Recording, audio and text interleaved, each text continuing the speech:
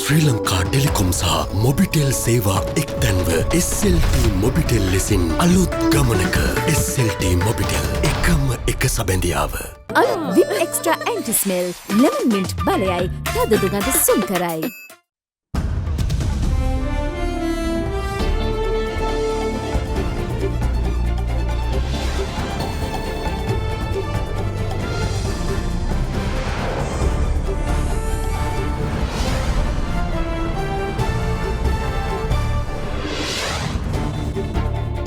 අද 2021 ජනවාරි 29 සිකුරාදා සිරස්තල මෙරට කොවිඩ් මර්ධන එන්නත්කරණය ඇරඹේ.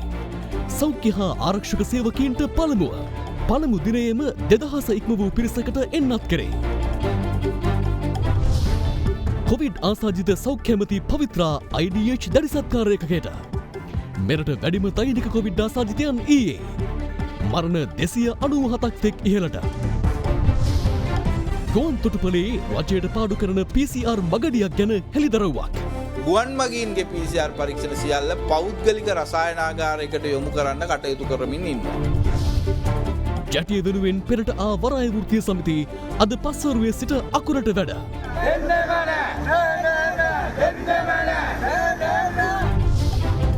යුරෝපයේ කලඹන නව කොවිඩ් ප්‍රභේදය පාලනයට බ්‍රිතාන්‍යයේ නව එන්නතක්. ඇල්කොහොල් අඩංගු හෑන්ඩ් සැනිටයිසර් භාවිත කරන්න. ලෙඩ රෝග ඇති කරන විෂ බීජවලට එරෙහිව සටන් කරන්න. හඳුන්වා දීමේ මිල රුපියල් 350යි. Buy a 2-liter Coke and get a glass free. From Other Verana, this is Other Verana Prime Time with Srimani Yapa and Shatara Alvis. Live from Studio 24 in Colombo. ආයුබෝවන් ඔබ අදත් ලංකාවේ අංකකයේ සහ විශ්වසනීයම පුවත් විකාශය අද දෙරන 6:55 සමග සජීවීව. ඉන්දීය රජයේ පරිත්‍යාගයක් ලෙස මෙරටට හිමි වූ ඔක්ස්ෆර්ඩ් ඇස්ට්‍රාසෙනිකා එන්නත රට තුළ භාවිතය අද ආරම්භ වුණා. එන්නත්කරණය ආරම්භ කෙරුණේ මුල් පෙළේ සෞඛ්‍ය අංශ සහ ආරක්ෂක අංශවලට ප්‍රමුඛතාව ලබා දෙමින්.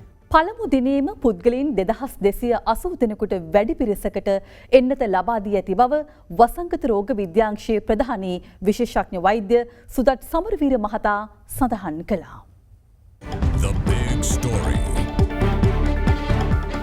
ඉන්දියාවේ සීරම් ආයතනය මගින් නිෂ්පාදනය කරන මෙම එන්නත අසල්වැසි රටවලට නොමිලේ ලබා දීමට ඉන්දියාව ආරම්භ කළ වැඩපිළිවෙල හැඳින්වෙන්නේ වැක්සින් මෛත්‍රී නැතිනම් මෛත්‍රී එන්නත් මිත්‍රත්ව වැඩසටහන ලෙසින්.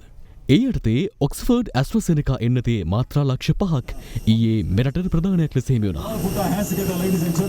එම එන්නත රට තුළ භාවිතයේ සමාරම්භක අවස්ථාව අද පැවැත්වුණේ අංගොඩ ජාතික බවුන් රෝග විද්‍යායතනයේදී. සෞඛ්‍ය අමාත්‍ය පවිත්‍රා වන්‍යාරච්චි මහත්මිය COVID-19 ආසාදිතව මේ වන විට IDH රෝහලේම ප්‍රතිකාර ලැබීම හේතුවෙන් සමාරම්භක උත්සවය අද පැවැත්වුණේ ප්‍රාථමික සෞඛ්‍ය සේවා වසංගත රෝග හා කොවිඩ් රෝග පාලන කටයුතු රාජ්‍ය අමාත්‍ය වෛද්‍ය සුදර්ශනී ප්‍රනාන්දුපොල්ලේ මහත්මිය සහ ශ්‍රී ලංකාවේ ඉන්දියා මහ කොමසාරිස් ගෝපාල් බග්ලේ මහතාගේ ප්‍රධානත්වයෙන්. With the vaccination, Sri Lanka will once again be fully open, hopefully, to the world. It's a pandemic. It was all over the world in no time.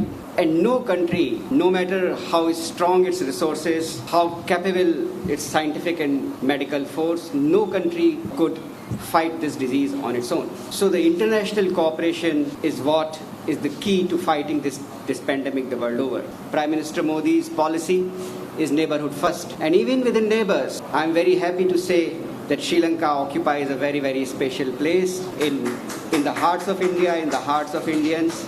And I was very moved to see that Honorable President himself was at the airport to receive the consignment. It speaks volumes about not only his priority for the people's health, but also the high significance that his government and his leadership attaches to relations with India. We are very deeply honored. තිකරු ජනාධිපතිතුමාම ගුවන් තොටුපළට ගිහිල්ලා රටේ ජනතාව වෙනුවෙන් එන්නත බාර අරගෙන හෙට වෙනකොට ලංකාව පුරාම රෝහල්වල සහ සෞඛ්‍ය වෛද්‍ය නිලධාරී කාර්යාලවල සෞඛ්‍ය කාර්ය මණ්ඩලය සහ විවිධ හමුදාව පොලිසිය එන්නත් ලබා දීම ආරම්භ වෙනවා. ජාතික ඖෂධ නියාමන අධිකාරිය මගින් මේ ලබා දුණු සියලු ලියකියවිලි අධ්‍යයනය කරා ඉතාමත්ම හොඳින් අපි ඉතාමත්ම සතුටටපත් වුණා. ඒ කරන ලද පර්යේෂණවල තියෙන පුළුල්භාවය සහ අස්ථාවරභාවය සම්බන්ධයෙන් ඒ නිසා අපිට කිසිම බයක් සැකක් නැතිව ජාතික ඖෂධ නියාමන අධිකාරියට හැකි වුණා මේ ඖෂධය මේ වැක්සින් එක ජනතාවට ලබා දිය හැකියි කියලා නිර්දේශ කරන්නට. අනතුරුව AstraZeneca ඉන්නත්කරණය ආරම්භ කෙරුණේ මෙරට පළමු සහ ප්‍රධානතම කොවිඩ් ප්‍රතිකාර මධ්‍යස්ථානය වන අංගොඩ ජාතික බෝවන රෝග විද්‍යායතනයේ ප්‍රධාන කායික විශේෂඥ වෛද්‍ය ආනන්ද විජයවික්‍රම මහතාට පළමු මාත්‍රාව ලබා දෙමි.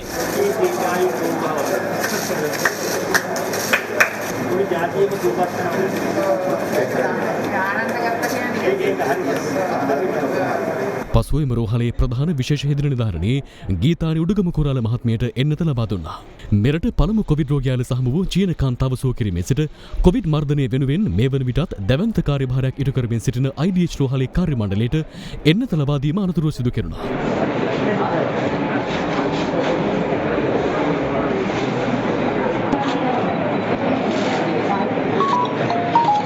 කොවිඩ් ආසාදිතව IDH රෝහලේ ප්‍රතිකාර ලබන සෞඛ්‍ය අමාත්‍ය පවිත්‍රා වන්නිආරච්චි මහත්මිය එනත්කරණය ඇරඹීමේ වැඩසටහනට සුබ පැතුම් කර තිබුණා.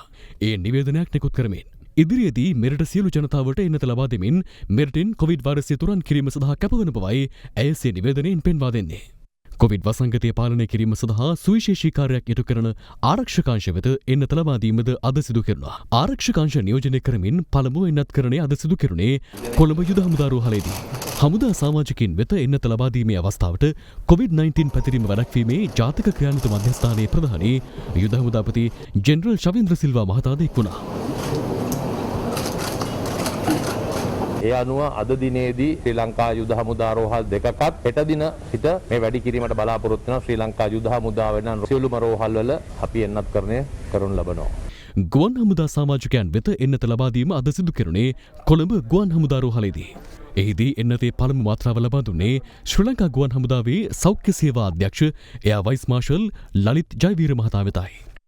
කොවිඩ් පළමු රැල්ල ව්‍යාප්තිය පාලනය කිරීම සඳහා සුවිශේෂී කාර්යභාරයක් ඉටු කළ නාවික හමුදා සමාජිකයින් වෙතද අද AstraZeneca එන්නත ලබා දුන්නා. ඒ කොවිඩ් පළමු රැල්ලෙන් දැඩි බලපෑමට ලක් වූ වැලිසර නාවික හමුදා කඳවුර තුළදී. බස්නාහිර පළාතේ තවත් රෝහල් කිහිපයකම එන්නත්කරණය අද ආරම්භුණා. කොළඹ ජාතික රෝහලේ වෛද්‍යවරුන් හෙදියන් ඇතුළු කාර්ය මණ්ඩලයට එන්නත්කරණය සිදු කෙරුණේ මෙලෙසින්. එම අවස්ථාව නිරීක්ෂණයට ඉන්දිය තානාපති කාර්යාලය නියෝජනය කරමින් ඉන්දිය වෛද්‍යවරයෙකු දැක්වීම විශේෂත්වයක්. දින දෙක තුනක් ඇතුළත සීලුම කාර්ය මණ්ඩල වලට මෙම එන්නත ලබා දීමට කටයුතු කරනවා. ඉතින් අද දිනේ ලබා දෙන පළවෙනි මාත්‍රාව ඊළඟ මාත්‍රාව ලබා දෙන්නේ තවත් මාසකින්.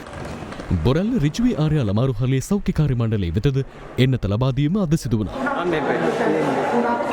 රිජ්වේ ආර්ය ළමා රෝහල රෝගීන් විශාල ප්‍රමාණයක් වාර්තා වුණා. ඒ වගේම කාර්ය මණ්ඩලයේ විශාල ප්‍රමාණයක් අපිට රෝගීන් බවටපත් වුණා. ඉතින් මේ එන්නතත් සමග ඉදිරියේදී මේ රෝගී තත්ත්වය පැතිරී යාම වළක්වා ගැනීමට අපට හැකියාව ලැබේවි.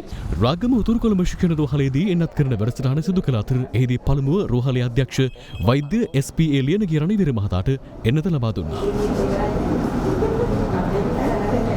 කළුබවැල දකුණු කොළඹ ශික්ෂණ රෝහලේදී එන්නත්කරණය සිදු කෙරුණේ මෙලෙසින්.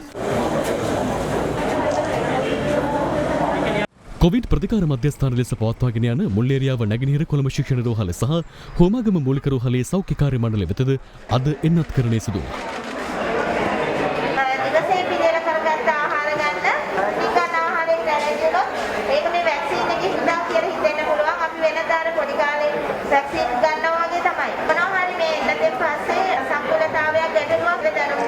කිසිදු අතුරු ආබාධයක් කාර්ය මණ්ඩලයේ කිසි කෙනෙකුට වාර්තා වුණේ නැහැ. ඉතින් ඒක සුබදායි තත්ත්වයක්. මෙම එන්නත් කරන ක්‍රියාවලිය අපිට COVID-19 රෝගී තත්ත්වයේ පාලනය කර ගැනීමට ඉතාමත්ම ලොකු අස්වැසිල්ලක් වෙයි කියලා බලාපොරොත්තු වෙනවා. මේ අතර බස්නාහිර පළාතෙන් පිට ප්‍රදේශවල රෝහල් කිහිපයක එන්නත්කරණය අද දිනය තුලම ආරම්භ වීම විශේෂත්වයක්. මේ එන්නත ලබා දීමෙන් පසු ශරීරයේ තුල මේ වෛරසයට විරුද්ධව ප්‍රතිදේහ ගොඩනැගීමක් සිද්ධ වෙනවා. ඒ ප්‍රතිදේහ පෙනහල්ලට ඇතුළු වන වෛරසය වෙත සටන් කිරීම සඳහා බොහෝ වෙලාවට ඒ පෙනහල්ල ආශ්‍රිතව තමා මේක ක්‍රියාත්මක වන්නේ. මේ එන්නත් කිරීමෙන් පසුව රෝගය නිසා මිය යාමට ඉඩකඩ ඇති පුද්ගලයින්ට මිය යාමේ ඉඩකඩ අවම කිරීමේ හැකියාවක් අපි බලාපොරොත්තු වෙනවා. ඒ වගේම දරුණු රෝග ලක්ෂණ පහළ කරන පුද්ගලයෙකුට ඒ තත්ත්වය මග ඇරලා සමහර විට සාමාන්‍ය රෝග ලක්ෂණ පමණක් පහළ වීමේ තත්ත්වයකට ගේන්න පුළුවන්. කොවිඩ් මර්ධනය සඳහා ලෙව නිෂ්පාදනය කෙරෙනු එන්නත් අතරින් ඔක්ස්ෆර්ඩ් AstraZeneca එන්නත කරුණු කිහිපයක් නිසා සුවිශේෂී වනවා. සායනික පරීක්ෂණවලදී 62%ත් 90% අතර ඵලදායීතාවක් පෙන්වීම ඉන් ප්‍රධානයි. එය සෙල්සියස් අංශක දෙකත් අටත් අතර සාමාන්‍ය ශීතකරණ උෂ්ණත්වයක් යටතේ ගබඩා කළ හැකිවීම විශේෂත්වයක්. එමෙන්ම මෙතෙක් ලොව නිෂ්පාදනය වූ කොවිඩ් මර්ධනයනත් අතරින් අතුරු ආබාධ අඩුවෙන්ම වාර්තා වූ එන්නත මෙයවීම සුවිශේෂීම කරුණක්. මේ එන්නත් ඒ පිළිබඳ පර්යේෂණ සිදුවෙන මට්ටමේ තියෙන්නේ 150% 155 අතර ප්‍රමාණයක් මේ එන්නත ලබා දීමට තමා සෞඛ්‍ය අමාත්‍යාංශය මේ වන විට ප්‍රකාශයට පත් කරලා තියෙන විදිහට බලාපොරොත්තු වෙන ප්‍රමාණය.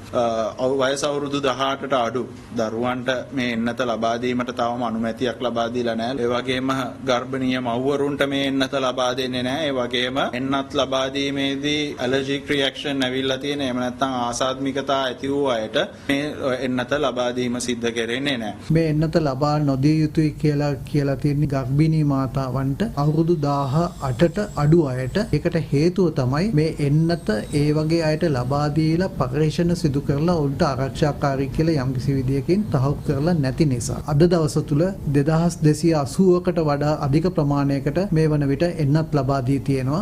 එන්නත ලබා දී තවත් මාසයකින් ඒ එන්නතේ දෙවනි මාත්‍රාව මේ පිරිසටම ලබා දිය යුතුයි. ඒ වගේම මේ අවස්ථාවේදී රෝගේ වැළඳී සිටින අයට ඒ මොහොතේදීම ලබා දීමක් සිදුවන්නේ නැහැ. ඔවුන් රෝගී සුව වී අවමාශයෙන් සති දෙකක් ගත වූ පසු ඔවුන්ට එන්නත ලබා දීම සිදු වේවි. කිසි සංකූලතාවයක් මතුවලා තියෙනවද මේ තෙක් වෙලා? මේ දක්වා වසංගත රෝග විද්‍යාංශයට කිසිම විදියකින් සංකූලතාවයන් පිළිබඳව තොරතුරු වාර්තා වෙලා නැහැ. මේ සාමාන්‍යයෙන් ආරක්ෂිත එන්නතක් ඒ නිසා ගැටලුවක් ඇති නොවේ කියලා අපි බලාපොරොත්තු වෙනවා. නමුත් ඕනෑම සංකූලතාවයකට මුහුණ දීම සඳහා පෙර සූදානමකින් තමයි අපි එන්නත් ලබා දෙන්නේ.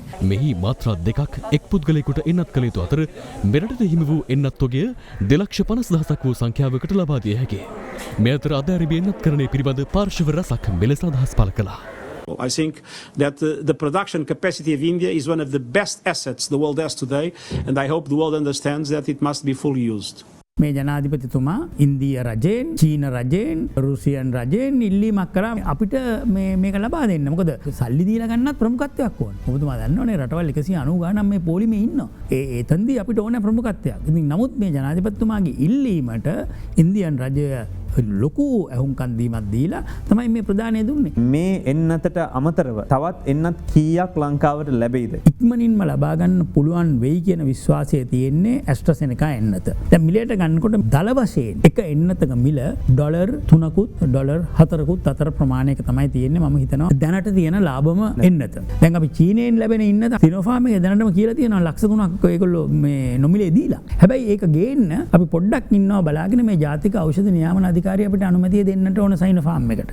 ඊළඟට 120ක් WHO එක නිකන් දෙනවා කියලා මේක අපිට කවද එනවද කියන එක තාම විශ්වාසයක් නැහැ. මම ඊයේ අහනකොට මට දැනගන්නට ලැබුණේ මාර්තු මැද මාර්තු අග විතර වෙනකොට ලැබෙයි කියලා. මේ කියන විදිහට අපිට මාර්තු මාසයේ අග විතර වෙනකොට එන්න 3ක් විතර අපිට සමහරට ලංකාවට බොහෝ විට පුළුවන්. මම විශ්වාස කරනවා කොහොම හරි මේ අවුරුද්ද ඇතුළත මේකට සුදුසුකම් ලබන සියලු දෙනාටම මේ එන්නත දෙන්න පුළුවන් කියලා. මේක අර පොඩි ආවරණයක් පමණයි. අපිට සෞඛ්‍ය උපදේශ අනිවාර්යෙන්ම අපි පිළිපැද්දා වගේම පිළිපදින්නට වෙනවා. හැබැයි අර තමන් මේකෙන් අර වාහකයෙක් වෙන්නේ නැහැ. මගෙන් තවත් කෙනෙකුට යන චේන් එකකට ඉතින් ජනගහනය මේකෙන් සුරක්ෂිත වෙන බව තමයි මට කියන්න පුළුවන්. බැංකු පොලිය අඩුම වෙලාවේ ලක්ෂ 5ක් ගෙවා වෙන් කරගන්න. Mulberry residence. දිනක් තුළ මෙරටින් වාර්තා වූ වැඩිම කොවිඩ් ආසාදිතයින් ගණන ඊයේ වාර්තා වුණා. එම ගණන 892ක්. අද දිනයේත් නව ආසාදිතින් 394 දෙනෙකු හඳුනාගත් බව යුද හමුදාපති ජෙනරාල් ශවේන්ද්‍ර සිල්වා මහතා සඳහන් කළා.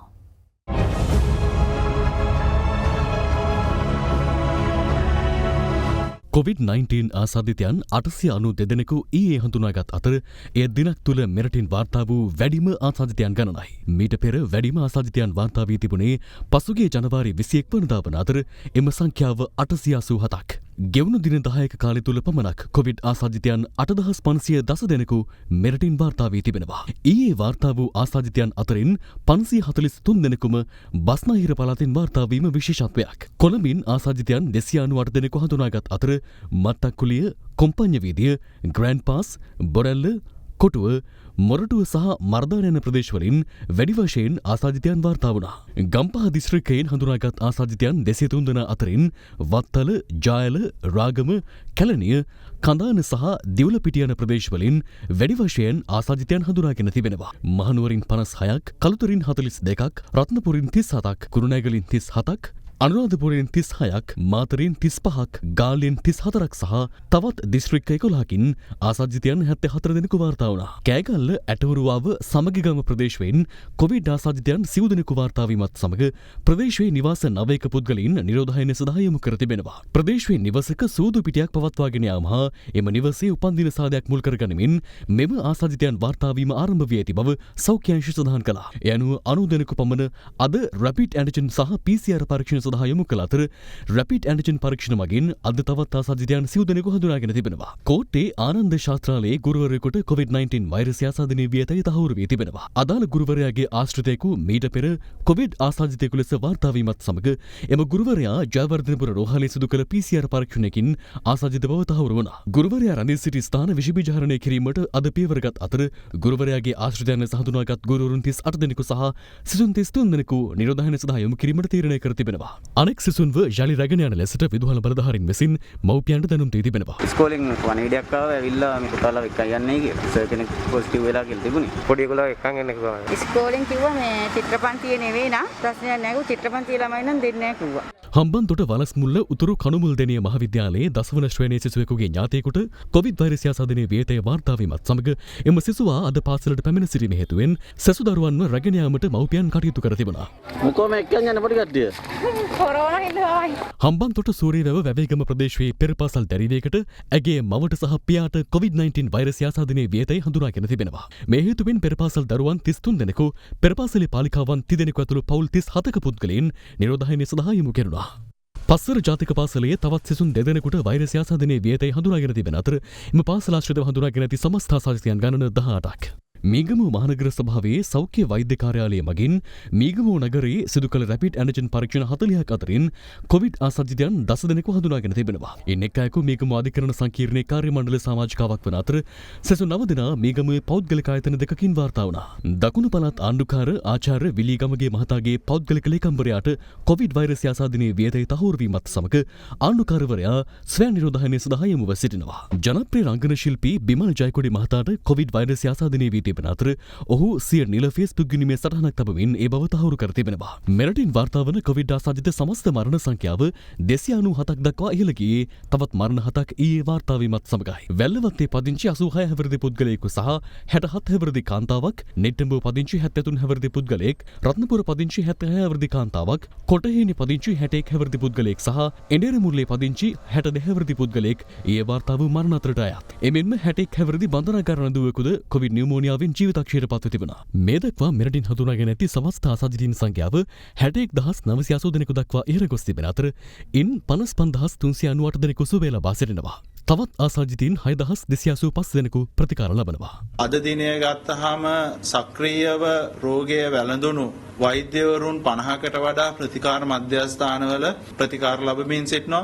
ඒත් එක්කම අපගේ සහෝදර වෛද්‍යවරයෙක් මේ අවස්ථාවේදී දැඩි සත්කාර ඒකකයේ කරාපිටිය රෝහලේ ඉතාමත් අසාධ්‍ය තත්ත්වයේ පවතිනවා. කටුනායක ගුවන්තොටුපළින් දිවයිනට පැමිණෙන මගින්ගේ PCR පරීක්ෂණ සඳහා ගුවන්තොටුපළි රසායනාගාරය වෙනුවට පෞද්ගලික රසායනාගාර වෙත ලබා දීමේ ක්‍රමයක් ක්‍රියාත්මක වන බවට වෛද්‍ය රසායනාගාර වෘත්තීයවේදීන්ගේ සංගමය චෝදනා කරනවා. කටුනායක ජාත්‍යන්තර ගුවන්තොටුපළ ඇතුලේ පිහිටවලා තියෙන PCR රසායනාගාරයට මේ වෙනකන් සංචාරකයන්ගේ හෝ ආගමනිකයන්ගේ කිසිදු PCR පරීක්ෂණයක් යොමු කරලා නැහැ. අපිට හැකියාව දැනටත් තියෙනවා පැය එකහමාරක් හෝ දෙකක කාලයකින් PCR වාර්තාවක් ජනනය කරන්න. සාමාන්‍ය තත්ත්වයට තේ ගුවන් මගින් 4500ක් පමණ එන ගුවන්තොටුපළේ 4500ක PCR ධාරිතාවක් හදන්න. ගුවන් මගින්ගේ PCR පරීක්ෂණ සියල්ල පෞද්ගලික රසායනාගාරයකට යොමු කරන්න කටයුතු කරමින් ඉන්නවා. එක මගියෙකුගෙන් එක PCR පරීක්ෂණයකට ඩොලර් 50කට වඩා වැඩි මුදලක් ගන්නවා. ගුවන්තොටුපළ රසායනාගාරයෙන් ඉපිය හැකි මුදල රජයේ සෞඛ්‍ය සේවාවට හෝ ගුවන්තොටුපළට බැර වෙනවා මිස ව්‍යාපාරිකයෙකු දෙන්නෙකුට බැර වෙන තත්ත්වය වළක්වන්නට කියලා අපි ජනාධිපතිවරයාගෙන් ලිඛිතව ඉල්ලීමක් කරලා තියෙනවා.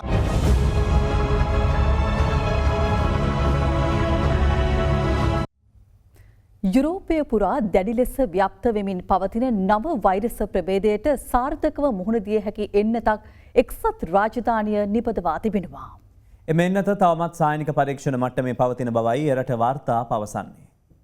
එක්සත් රාජධානියෙන් පළමුවරට හඳුනා ගැනුණු නව කොවිඩ් වෛරස ප්‍රභේදයට සාර්ථකව මුහුණ දිය හැකි නව එන්නතක් හඳුනාගත් බව බ්‍රිතාන්‍ය අගමැති බොරිස් ජොන්සන් ඊයේ නිවේදනය කළා.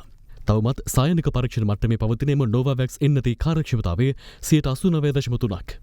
යුරෝපය සහ ඇස්ට්‍රාසෙනෙකා ආයතන අතර උද්ගත වෙති අර්බුදය තවත් තීව්‍ර කරමින් ජර්මනිය ඊයේ නිවේදනය කළේ එම එන්නත වයස අවුරුදු 65ට වැඩි පිරිස් වෙත ලබා නොදීමට තීරණය කර තිබවයි.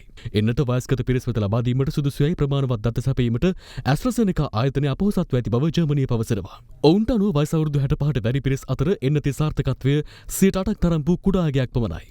මේ අතර සිය එන්නත් කරන වැඩසටහන ලබන සතියේදී ආරම්භ කරන බව පාකිස්තානය නිවේදනය කළා. අසල්වැසි ඉන්දියාව මේ වන විට කලාපීය රටවල් වෙත එන්නත් නොමිලේ ලබා දීමට කටයුතු කරමින් සිටියත් දෙරට අතර පවතින දැඩි අර්බුද නිසා ඉන්දිය එන්නත් පාකිස්තානයට මෙතෙක් හිමිව නැහැ.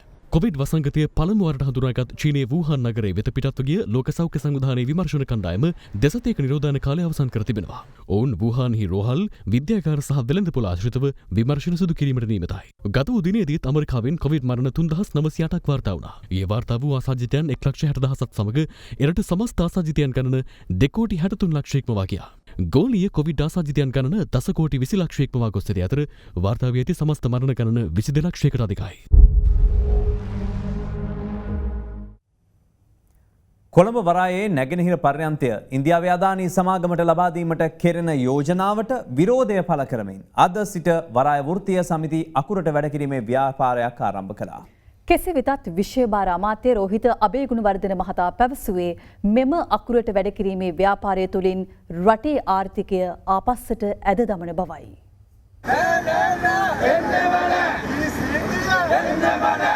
කොළඹ වරායේ නැගෙනහිර පර්යන්තය ඉන්දියාවේ අදානි සමාගමට ලබා දීමට කෙරෙන යෝජනාවට විරෝධය පළ කරමින් අද දහවල් වරාය වෘත්තීය සමිති විරෝධතාවයක නිරත වුණා. ඒ වරාය අධිකාරිය ඉදිරිපිටදී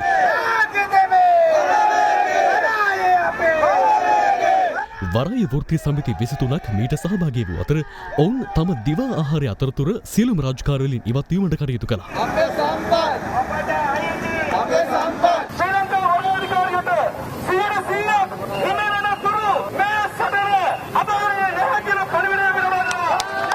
අනතුරුව විරෝධතාකරුවන් අතරට ව්‍යාත්මක සංවිධානය නියෝජනය කරමින් රාජ්‍ය අමාත්‍ය නාලක ගොඩහේවා මහතා සහ හිටපු වරාය සභාපති ආචාර්ය ප්‍රියත් බන්දු වික්‍රම මහතා පැමිණියා.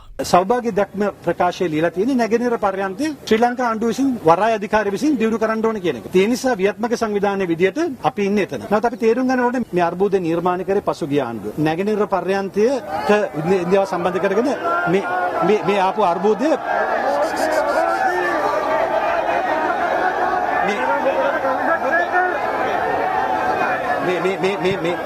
මේ අර්බුදය දැන් අපි විසඳ ගන්නට ඕනේ. ඒ නිසා මෙතනදී මම පැහැදිලිව කියනවා ජනාධිපතිතුමාට හෝ අපට කිසිම අවශ්‍යතාවක් නැහැ සෞභාග්‍ය දැක්ම ප්‍රතිපත්ති ප්‍රකාශයෙන් එහාට යන්නට. ඔයගොල්ලෝ හැමෝම දන්නවා මේ වරාය අධිකාරිය රැකගන්න වරාය අධිකාරියේ සභාපතිවරයා ඉන්නකොට මම මොනවද කරේ කියලා. මේ නැගෙනහිර පර්යන්තය ඔයගොල්ලන්ට බේරලා දෙන්න එකතු වෙලා වැඩ කරනවා කියලා කියන්නයි ආවේ.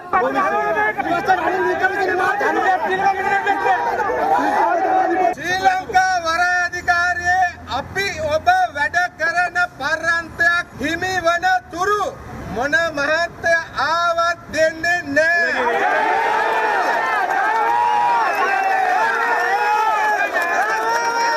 මම හිතනවා මේ රට ගැන හිතන නායකයෙක් විදිහට ගෝඨාභය රාජපක්ෂ ජනාධිපතිතුමාට මේ අපේ හඬ ඇහෙන්න ඕන. මේ වෙලාවේ මේ අවසන් දවස සමුදා කැබිනට් පේපර් එක යනවා. අපි ඉල්ලන්නේ නැගෙනහිර පර්යන්තේ අපි සතු වෙන්න අවශ්‍ය දේවල් කරන්න කියලා ඒක කරන්න පුළුවන්. අනතුරුව වෘත්තීය සමිති මගින් තම යෝජනා ඇතුළත් ලියවිල්ලක් ව්‍යාත්මක සංවිධානයේ නියෝජිතයන් වෙත ලබා දුන්නා. පසුව අදාළ යෝජනාවලිය රාජ්‍ය අමාත්‍ය නාලක ගොඩහේවා මහතා විසින් ජනාධිපති ගෝඨාභය රාජපක්ෂ මහතා වෙත ලබා දී තිබෙනවා. පසුව වෘත්තීය සමිති නියෝජිතයන් අද දහවල් 1 සිට අකුරට වැඩ කිරීමේ වෘත්තීය ක්‍රියාමාර්ගයට එළඹුණා. මේ අතර විශේෂ භාර අමාත්‍ය රෝහිත අබේගුණවර්ධන මහතා පැවසුවේ නැගෙනහිර ජටිය සම්බන්ධයෙන් මෙතෙක් අවසන් තීන්දුවක් ගෙන නොමැති බවයි. වරාය වෘත්තීය සමිතිය අකුරට වැඩ කරනවා. හැබැයි මේ අකුරට වැඩ කිරීම එහෙම නැත්නම් වැඩ වර්ජනය කිරීමෙන් වෙන්නේ මේ රටට ලැබෙන්න තියෙන ඩොලර් එකක්. එහෙම නැත්නම් මේ රටේ ආර්ථිකය ශක්තිමත් කරන මාවත එහෙම් පිටින්ම ඒක අවහිර කිරීමක් තමයි සිද්ධ වෙන්නේ. සාකච්ඡා මාර්ගයෙන් තමයි හැමදේම විසඳ ගන්න ඕන. අවසන් තීන්දුවක් නැහැ. ගිය ආණ්ඩුව හම්බන්තොට වරාය 99 අවුරුදු බද්දට විකුණලා දානකොට කතා කරන අයට දෙකේ පොල්ලෙන් බෙල්ලට 2යි ඔලුවට 2යි දීලා කඳුළු ගෑස් ටික ගහලා වතුර ටික පොවලා හිරේ දැම්මා. හැබැයි අපේ ආණ්ඩුව ප්‍රජාතන්ත්‍රවාදී. වරාය අධිකාරිය සභාපතිවරයාගෙන්ද අප මේ පිළිබඳව විමසීමක් කළා. 100%ක් වරාය සංවර්ධන අධිකාරිය යටතේ නැගෙනහිර ජාතිය සංවර්ධනය කරන්න පුළුවන් කියලා වරාය සේවකයන් කියනවා. ඒකේ කතා විශ්වාස කරන්න පුළුවන්ද? අනිවාර්යයෙන්ම පුළුවන්. ඒ අභියෝග ජය ගන්න කොහොමද? ඒක වරාය විසින් මේ කරන්න බෑ කියලා කවුරුත් කියන්නේ කරන්න පුළුවන්. මේ කරන්න පුළුවන් කියලා අපි ඔප්පු කරලා පෙන්නලා තියෙනවා. මට විශ්වාසයි අනිවාර්යයෙන්ම ජනාධිපතිතුමත් අගමැතිතුමා ප්‍රමුඛ රජයත් කැබිනට් මණ්ඩලයත් අනිවාර්යයෙන්ම රටට සුදුසුම තීරණය මේ මොහොතේ ගනී කියන විශ්වාසය අපි ඉන්නවා. ඒක එසේ වෙනවා කියලාත් අපිට විශ්වාසයි. ගියේ රජයේ විසින් දාපු ප්‍රශ්නයක් එහෙම නැත්නම් අත්සන් කරපු ගිවිසුමක් රාජතාන්ත්‍රික මට්ටමක ගිවිසුමක් එයට පස්සේ කැබිනට්ුවෙන් මේක අධ්‍යයනය කරලා අපිට වාර්තාවක් ඉල්ලලා තිනවා. අන්න ඒ වාර්තාව සකස් කරලා ඉස්සරහට එනවා. එතකොට මේ වෘත්තීය සමිතිය සහ මේ සියලු දෙනාම බලන්න කොහෙද අපි ඉන්නේ කියලා. ඒකේ ප්‍රශ්නයක් තියෙනවා නම් තමා වෘත්තීය සමිතිය වෘත්තීය ක්‍රියාමාර්ගවලට යන්න ඕන කියන එකයි අපි වෘත්තීය සමිතිය වලටත් පැහැදිලි කරන්නේ. 1953 දී පැන වූ මුස්ලිම් දික්කසාද විවාහ නීතිය අහෝසි කළ යුතු බවට පාර්ලිමේන්තු මන්ත්‍රී පූජ්‍ය අතුරුලියේ රතන හිමියන් රජයට අවධාරණය කරනවා. කොළඹදී මාධ්‍ය හමුවක් පවත්වමින් උන්වහන්සේ වැඩිදුරටත් සඳහන් කළේ එක රටක එක නීතියක් ක්‍රියාත්මක විය යුතු බවයි. මේ මුස්ලිම් විවාහ නීතිය යටතේ කාන්තාවගේ කැමැත්ත අවශ්‍ය වෙන්නේ නැහැ. සහෝදරයාගේ හෝ යාගේ කැමැත්ත පරිදි දූ විවාහ කර දෙන්න පුළුවන්. ඔවුන්ගේ දික්කසාදයේදී පිරිමින්ට තියෙන වාසිය වැඩි. ඒතර එක රටක් එක නීතියක් නම් මෙම 1953 පනවපු දික්කසාද විවාහ නීතිය හා ඊට පසු ඇති සංශෝධන සමග එක අහෝසි විය යුතුයි. මුස්ලිම් විවාහ කියන දේ. එතකොට මෙතන ඇවිල්ලා මනාලිය අස්සම් කරන්නේ නැහැ. මනාලිය අස්සම් කරන වෙනුවට තාත්තෝ අම්මා අස්සම් කරනවා. දික්කසාද සඳහා ඒකත් ඇවිල්ලා මුස්ලිම් දික්කසාද කියන එක තමයි එන්නේ. ඇයි මේ එකම රටකට එකම නීතියකට ගේන්න බැරි අපි ඔක්කොම ජමේතුල් උලමා ඇවිල්ලා මේ කාදි බෝඩ් එක හසුරවන එක්කෙනෙක්. අධිවරු කියන්නේ ජජ් පෝස්ට් එකක් සුදුසුකම් නැහැ. එයාලා පාවිච්චි කරන එකම සීල් එක තමයි JP සීල් එකක්. සාමාන්‍ය ලස්සන ගෑනු ගියාම ඒගොල්ලන්ට ටක් ගාලා කතා කරලා ආනවා මොකද ප්‍රශ්නේ ඇවිල්ලා තියෙන්නේ කියලා. ඒත් ගෑණිගෙන් මොනවා හරි දෙයක් අල්ලස් බලාපොරොත්තු වෙලා ගෑණිගේ පැත්තට කතා කරලා මිනිහට අසාධාරණයක් කරනවා. ඒ වගේම මිනිහා මොනවා හරි සල්ලි ගෙනියලා දීලා කාදීතුමාව මෙයා කරගත්තොත් ගෑණිට අසාධාරණයක් කරලා මිනිහට එයාට අවශ්‍ය කරන තීන්දුවක් දෙනවා. ඒතකොට කාදීවරු ගොඩක් දුරට එන්නේ දුප්පත් විදියට. යනකොට යන්නේ කාර් බාර් ගෙවල් 3-4ක්. දැන් තවත් පුවත් කිහිපයක්. වැල්කඩ පොලිස් වසමේ දියත උයන ආසන්නයේදී සුකබු වගේ මෝටර් රථයක් වේගය පාලනය කරගත නොහැකිව මාර්ගයේ ගමන්ගත් කාන්තාවක් සහ කුඩා දැරියෙක් දනතුරට ලක් කරමින් දේවන්නා ඔයට පෙරළී තිබෙනවා. අනතුරෙන් බරපතල තත්ත්වයේ පසු වන අදාළ කාන්තාව සහ ඇගේ දියණියත් සුළු තුවාල ලැබූ මෝටර් රථයේ පැද වූ තරුණීන් දෙදෙනාත් මේ වන විට කොළඹ ජාතික රෝහලේ ප්‍රතිකාර ලබනවා. අනතුර සිදුවීමෙන් පසුව එම ස්ථානයේ නොසන්සුන් තත්ත්වයක් දහඩගත්තා.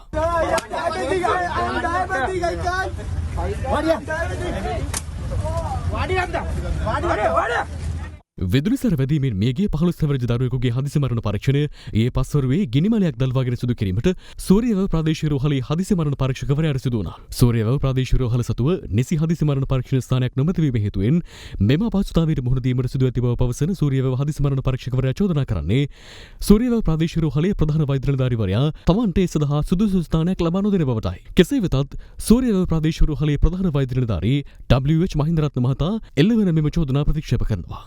බලපත්‍රලාභී සත්ව ආනයනකරුවකගේ මාර්ගයෙන් කුවේට් සිට මෙරට ගෙන වූ ගිරවුන් 62 දෙනෙක් අතරින් 14 දෙනෙකු සොරකම් කර වෙනත් පාර්ශ්වයකට අලෙවි කිරීමට සූදානම් වූ පුද්ගලයෙකු ඊයේ කුලියාපිටියේදී පොලිස් අත්අඩංගුවට ගැනුණා. අදාළ ගිරවුන් මෙරට ගෙන්වා ඇත්තේ නිරෝධායන කිරීමකින් තොරව වන අතර මෙරටදී නිරෝධායන සඳහා යොමු කිරීමට සූදානම් වන අතරතුර මෙම සොරකම සිදුව තිබෙනවා. ඒ සමග වගේ ප්‍රධාන පත් ප්‍රකාශය නිමාවට පත්. සුබ රාත්‍රියක්.